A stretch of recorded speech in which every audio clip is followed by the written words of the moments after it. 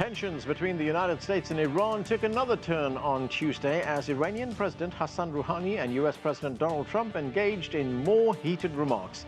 Hello, I'm Anand Naidu, and this is The Heat.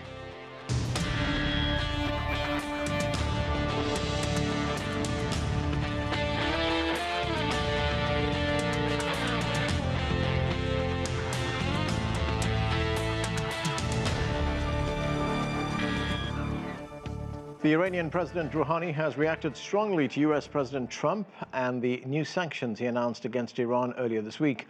Rouhani called the sanctions, quote, outrageous and idiotic, and said the White House is suffering from a mental disability. Rouhani also accused the United States of being insincere in saying that it wants to negotiate with Tehran. If you really wanted to negotiate, we would have negotiated. At the same time you call for negotiations, you seek to sanction the foreign minister. It's obvious that you're lying. Well, President Trump lashed back on Twitter, saying Iran does not understand reality. Trump warned that, quote, any attack by Iran on anything American will be met with great and overwhelming force. In some areas, overwhelming would mean obliteration. So, tough talk from both sides. Joining me now to discuss all of this from Boston, Kaveh Afrasiabi. He's a political scientist who has taught at Tehran University.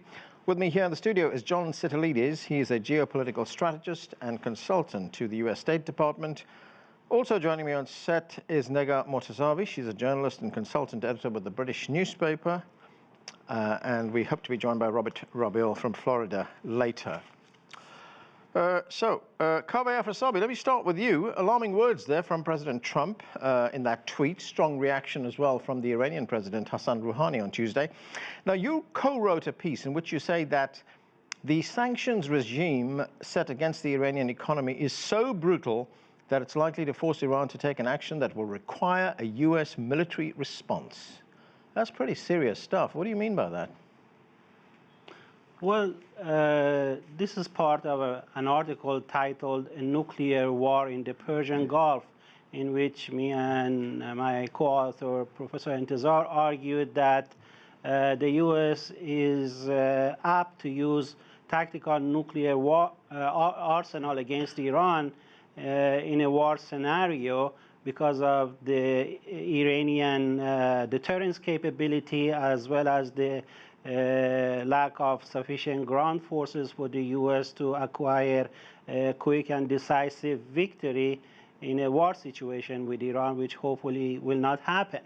But it's very clear that Iran is forced to consider pushback against these unjust and unlawful sanctions tantamount to an economic warfare following the illegal U.S. exit from the Iran nuclear deal that was blessed by the United Nations, obligating all member states to comply with its terms, which includes normalization of trade with Iran. And President Trump unilaterally and willfully scrapped the deal and bullied other nations to also follow suit. And fortunately, the rest of the world has so far resisted that. And in the upcoming Osaka meeting of the G20, hopefully China and Russia and others, Europeans in particular, will rein in on Mr. Trump and his rogue behavior and will diffuse the crisis. But Iran is a victim of U.S. aggression that is now turning into this logic of exterminism with Trump's talk of obliteration of an entire nation. That really reminds me of Hitler's hate speech against England. If you go to his speech in 1939 and 1940, there are striking similarities between the two cases. And Trump is now boxing himself into this hate Iran discourse that is anti-diplomacy and is escalating. Every day you see some new shenanigans by the U.S. and its allies with the false flag operations in Persian Gulf and so on, adding fuel to the fire. And with these provocative moves by the United States, war is a realistic possibility incubated by the economic warfare that is really a case of self-fulfilling prophecy, just as U.S.'s embargo against Japan in World War II was. John, do you think war is inevitable? No, not at all. As a matter of fact, I believe that the leadership in both Washington and in Tehran have a very, very pronounced interest in avoiding a military conflict.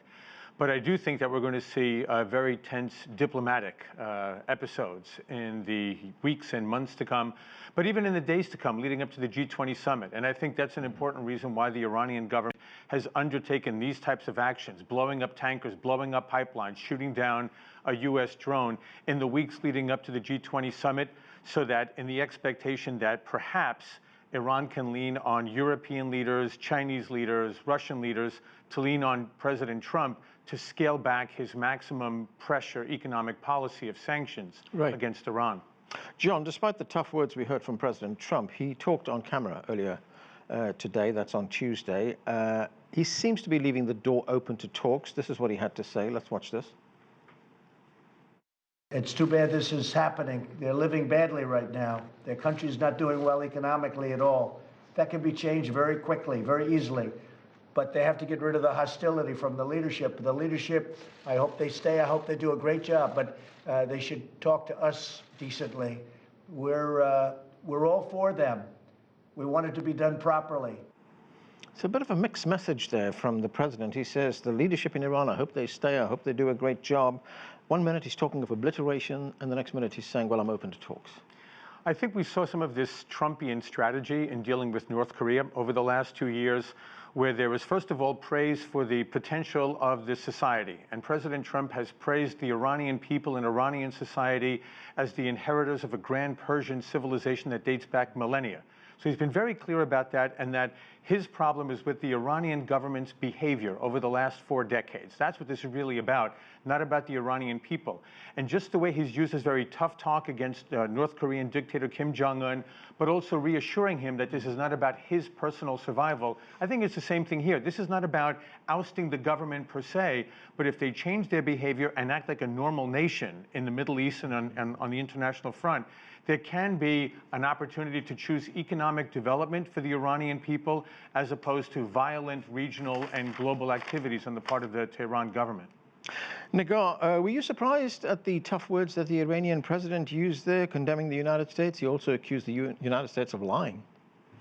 No, it wasn't surprising. Let me just add that President Trump did call Iranians a terrorist nation, and he also put a travel ban on Iranians who are mostly affected. So even in the messaging, it's a little bit conflicting. But from the Iranian president, it wasn't surprising. I think the rhetoric has been, the tension in the rhetoric has been increasing in the past weeks as the military tension increases. And we've seen this hardline rhetoric basically coming from Tehran. We see what was seen as a moderate camp, the president or even the foreign minister Zarif now joining more in unison with the hardliners, and we see a more unified hardline hawkish voice coming from Tehran. And it's also part of it a reaction to the voice coming from Washington. Let's not forget, again, as the other guest said, President Trump left the nuclear deal, reimposed sanctions, and then we're at this stage of heightened tensions without any real alternative or a real strategy for diplomacy. He says he wants diplomacy, and I believe that he wants a better deal, he wants a different scenario, and he doesn't want war, but the way he's trying to get there is not necessarily basically the way that you would. He's more moving towards a military conflict, and I think it's a very dangerous situation. Despite the fact that top leadership on both sides doesn't want a conflict, I still think that they're basically at the brink of starting one. John, do you see a game plan here on the part of President Trump, some kind of strategy on where he's going, what he wants to do? If there is one, it's not clear what it is yet. I think that the two countries' governments are so implacably opposed in terms of what an endgame looks like. And the Iranian government has been very clear. They expect concessions from the United States in order for there to be a return to the table, and they won't renege on the terms that were agreed to in 2015 in the JCPOA. So any agreement that is going to be stronger from a U.S. perspective is a non-starter for the Iranian government. So I don't see how this plays out. And it could just be that the Iranian government is waiting out until 2020 and hoping that a pro-JCPOA president is elected in the United States. I'm not sure that's the smartest way to pursue a strategy right now, because that means the Iranian people are going to suffer under these sanctions. I mean, 80% of the Iranian economy is under US sanctions right now for at least another 1.5 to 2 years. So I don't think that's the best way to proceed, but I don't see the exit strategy right now on either side. All right, let's welcome to the show now Robert Rabil. He joins us from Florida. He's a political scientist and expert on Iranian foreign affairs. Robert, welcome to the show. I mean, listening to... Thank you for having me. You're welcome, sir.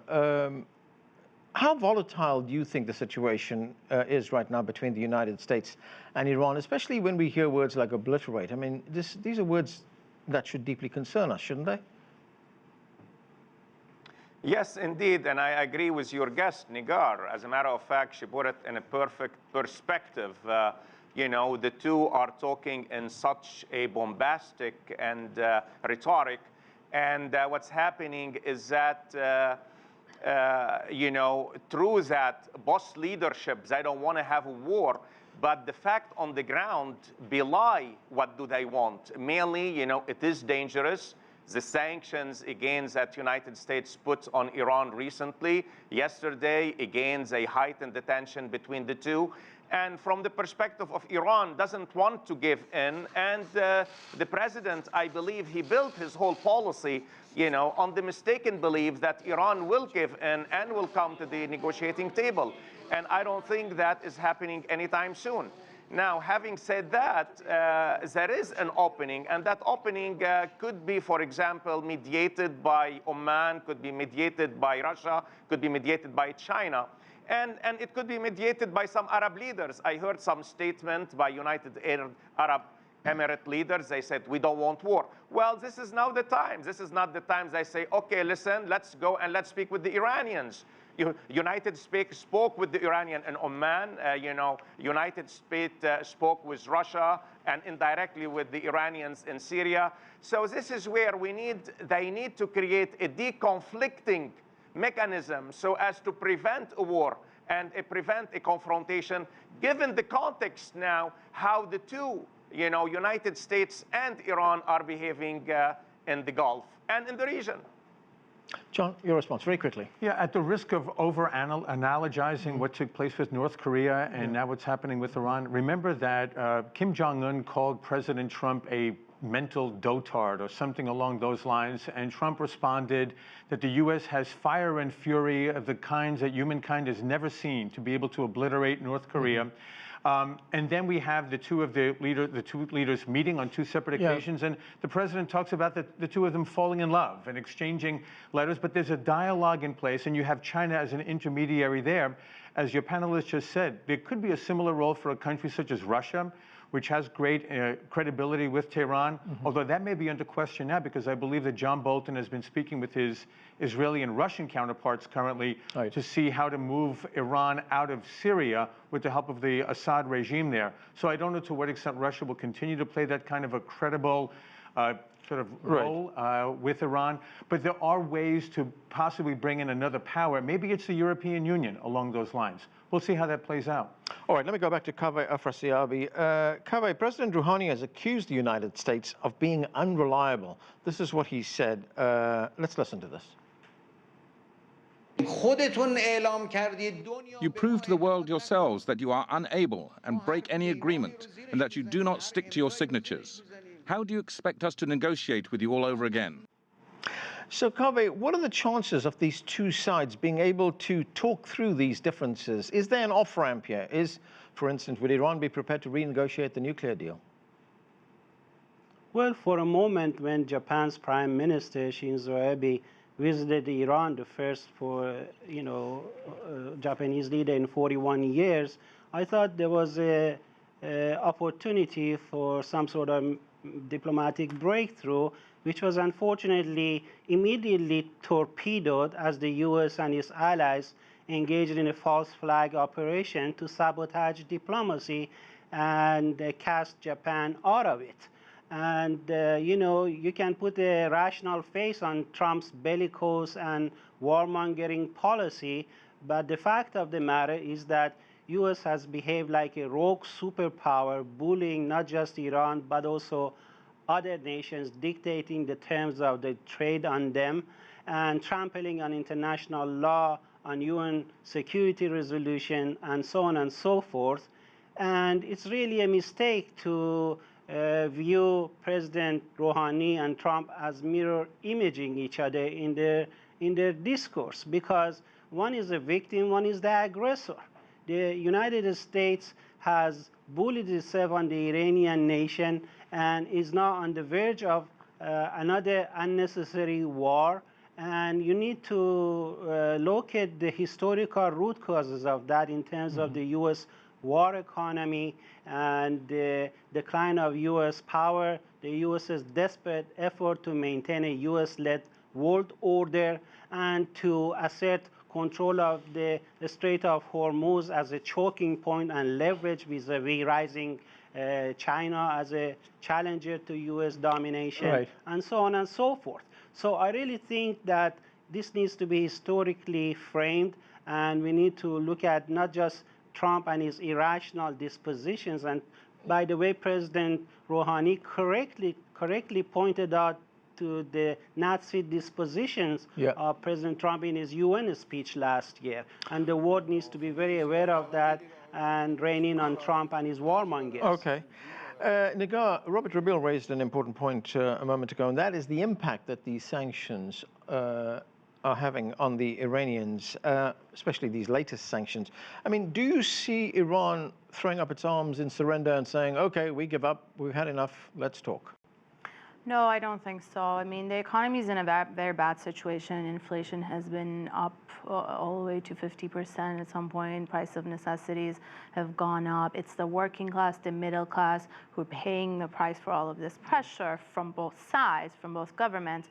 But let's not forget the same Iranian state survived 8 years of devastating war with Saddam Hussein. They powered through. It was very difficult. I grew up during that time. It was very difficult, but this is not even comparable to that time. Iran is not going to be in the same situation like Venezuela anytime soon. And a year and a half until President Trump, the next office is basically determined, is not a long time for Iranians to be able to resist, as they're saying. And if President Trump were to use any openings for diplomacy until this point, I guess just as the Iranians explained, he has closed that by putting these sanctions on the Iranian supreme leader. That's one of the red lines. Even though the sanctions are more symbolic and won't have much financial impact on the supreme leader's empire, but this was one of the main things the Iranians pointed out, and if they were not determined enough to resist the remaining year and a half, I guess now they have enough reason to do. Robert Rabil, if you look at this from a regional perspective and all that can go wrong in a very volatile part of the world, is the United States making a strategic mistake in going after Iran in this way, raising the temperature so high? Well, in war and in situation like this, if anything can go wrong, will go wrong. Let's not forget that. And you have certain indicators that if a confrontation is going to happen, it's not gonna remain in the Gulf or with Iran. It's gonna expand. It's gonna expand to the Gulf. It's gonna play out in Iraq. It's gonna play out in Syria. And last, let's not forget, you have certain statement by the Iraqi mobilizational units called in Arabic al-Hashd al-Shabi, who are in Iraq, who are today as integral part of the Iraqi government, and they could take some action against the United States. And you have Hassan Nasrallah, the leader of Hezbollah in Lebanon, who recently in his speech, he mentions that any war against Iraq is gonna put the whole region on fire. So mainly, God forbid, if that war is going to take place, I don't think it's gonna be contained. But here there is something to be said. It's not gonna be a classical warfare as we have seen before. It's gonna be very asymmetrical warfare, and it's gonna affect many people. And this is why it's going to be different, it's going to be uncertain, it's going to be brutal, and every effort should be made so as to prevent this from happening. John, what are your views? Well, when President Obama personally endorsed the non-binding JCPOA in 2015, one of the objectives of the Obama administration was the idea that Iran would begin to ameliorate its regional and international behavior and become a much more responsible actor. And instead, we see that the Iranian government has spent several $billions to prop up the Assad regime in Syria, hundreds of millions of dollars for Hezbollah, for Hamas, for the Houthi rebels in Yemen. And so if the Iranian government had dedicated its resources more wisely to help prop up its own economy, you wouldn't have perhaps the kind of deleterious economic conditions that the Iranian people are suffering today. So I think their activities are what has resulted in the administration deciding after the Europeans had a year to try to work with the Iranians to improve the agreement. They failed to do so, and that's when the president followed through on his campaign promise to withdraw from the JCPOA. Okay, Kaveh, I'll get to you in a moment, but John, just one question there, and that is, there wasn't much time in between signing that deal and Donald Trump dismantling the deal. I mean, we didn't see any effort, or we didn't see an opportunity to see the dividend from that deal.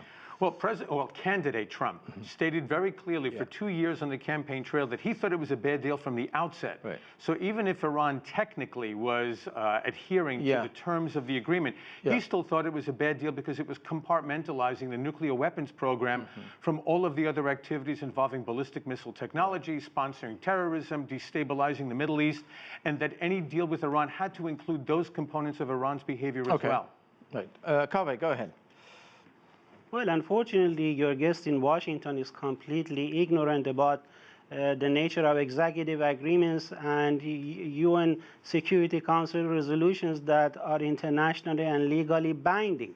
He referred to the JCPOA as non-binding when even by US's own standards, executive agreements, and I refer him to the case of US versus Pink, Supreme Court decision that says executive agreements are as binding as a treaty.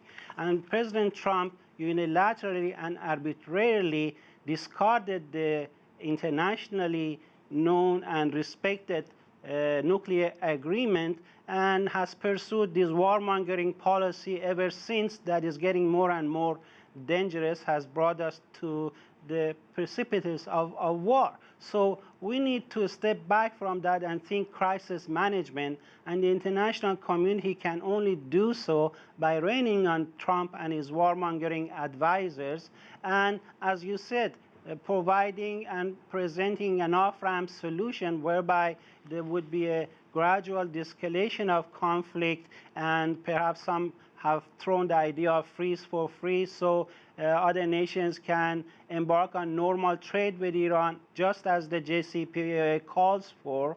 And this war hysteria that is generated in the US would be extinguished only as a result of international diplomacy that is presently absent, unfortunately. Negar, there have been reports today, actually Tuesday, that Iran may reduce its commitment to the JCPOA, to the nuclear deal. Do you see Iran backing away from that deal in any big way? And would that make, if you couple that with the latest sanctions, would it make a diplomatic solution far less likely? I see them pushing the limits. It's something they've been announcing and sort of giving a deadline to the Europeans, because let's look at from the perspective of the Iranians. President Trump pulled out last year, and Iranians gave Europeans a year to basically make up for the economic loss of US's absence from the deal. The Europeans came out very strongly with political statements, but as far as the economic benefits that Iranians were expecting from Europe, that didn't happen. European companies still are afraid of doing business with Iran because of the pressure from US government and US sanctions. So I see Iranians trying to push that limit to give Europeans a more sense of urgency, which we see that they're getting, but to basically force them to make up for the economic benefits. And also, in a way, another thing that's being discussed in Iran is that to give them more bargaining power if they were to negotiate something with President Trump. So President Trump has these sanctions that he imposed that he would lift as something as a bargain, and then the Iranians would have these limits of the nuclear deal that they violated or pushed that they would then return to the deal. So we've talked about what happened in the past year until now, but what now? I think now is the time for de-escalation as soon as possible, like the other guest said. Mediators, Europeans, regional, even Asian mediators to step in and then try to keep Iran within the limits of the nuclear deal before it gets too late, before a conflict breaks, and also to try to convince President Trump to lift at least parts of the sanctions to give Iranians the incentive to play along, basically. Yeah. Robert, Negar mentions the Europeans. We shouldn't forget that there are European signatories to the JCPOA as well.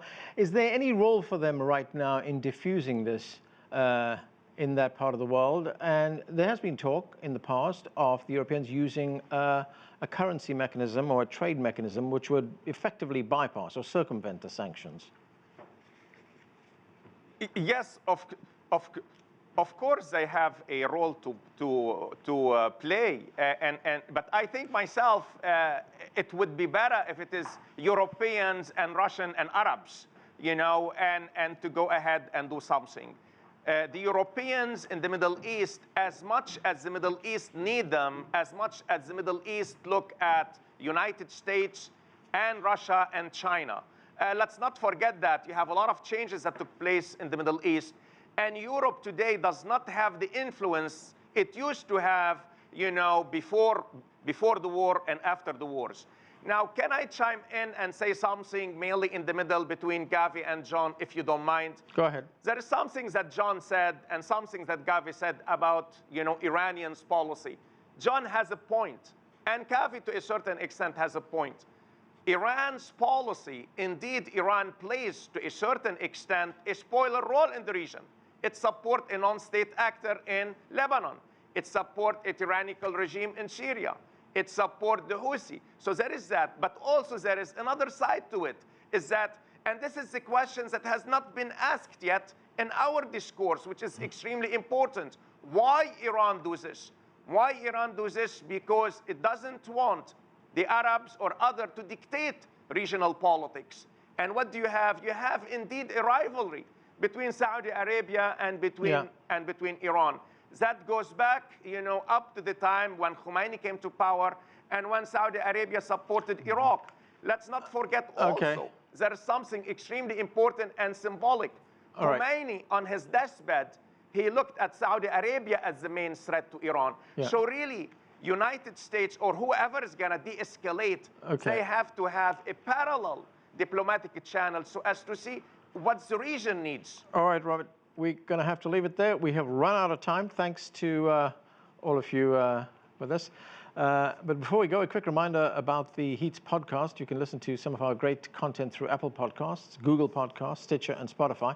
The podcast covers similar global stories that we do here on the show, and we explore some personal and candid interviews with our guests and correspondents. Just search CGTN and you'll find it. Thanks again for watching.